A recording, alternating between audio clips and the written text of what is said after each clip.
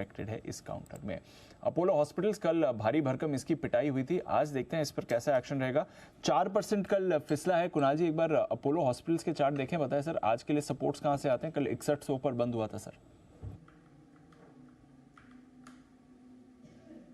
देखिए डेफिनेटली एक कमजोरी हमने कल के ट्रेड में और एक ब्रेकडाउन आते हुए देखा दीपांशु, और इस चार्ट को अगर आप देखें तो ओवरऑल स्ट्रक्चर हालांकि मजबूत रहा है, लेकिन पिछले कुछ दिनों में हमने इसमें कमजोरी आते हुए देखी है और एक मेजर सपोर्ट के नीचे 6200 का एक मेजर सपोर्ट था जिसके नीचे कल बंदी आते हुए दिखी है।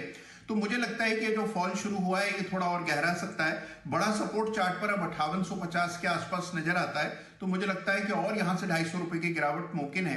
तो कोई खरीदारी की या बॉटम फिशिंग की जल्दबाजी ना करें, मुझे लगता है स्टॉक को सेटल होने दे। 5850 5800 तक के लेवल्स यहां मुमकिन है। ओके, तो ये है आपके लिए अपोलो हॉस्पिटल्स, यहाँ पर रखनी है नजर। एक बार सिद्धार्थ जी से भी इस स्पेस पर राय लेते हैं। सिद्धार्थ जी, जो सुप्रीम कोर्ट के रिसेंट कमेंट्स आए हैं वो जो कह रहे हैं कि जिस तरह से प्राइवेट हॉस्पिटल्स कोई भी रेट चार्ज कर रहे हैं, अगर जल्द सरकार इस पर कोई पॉलिसी एक्शन नहीं लेती है, स्टैंडर्डाइजेशन नहीं करती है, तो फिर हम फोर्स कर सकते हैं कि प्राइवेट हॉस्पिटल्स भी वही रेट्स चार्ज करें जो पब्लिक या गवर्नमेंट हॉस्पिटल्स चार्ज करते हैं। कैसे देखना चाहिए सर इसको? इवन इफ वो सुप्रीम कोर्ट का ऑर्डर नहीं आता है, सरकार की तरफ से भी कोई पॉलिसी आती है, बट कुछ रेट रैशनलाइजेशन आ सकता है इस स्पेस के लिए?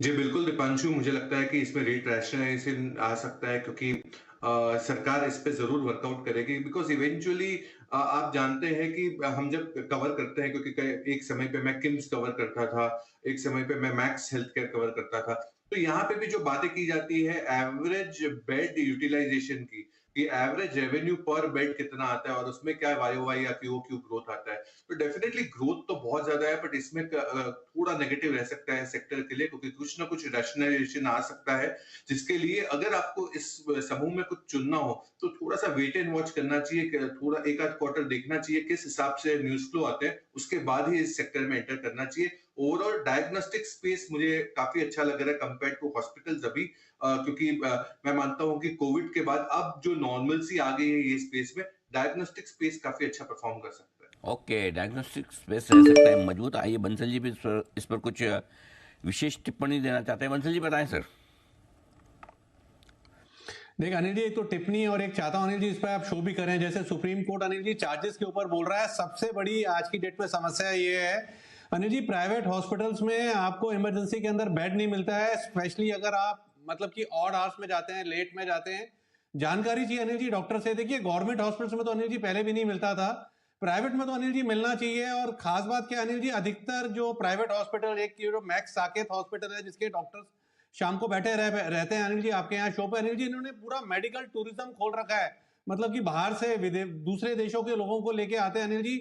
और दिल्ली के अंदर हॉस्पिटल खुला हुआ है, जो लैंड इनको सब्सिडाइज रेट पे मिली है, डीडीआई एमसीडी से सस्ती लैंड मिली अनिल जी। पहला राइट तो सिटीजन का है, सिटीजन ऑफ इंडिया का है, पहला राइट तो दिल्ली वालों का अनिल जी, उनको बेड नहीं मिलता है।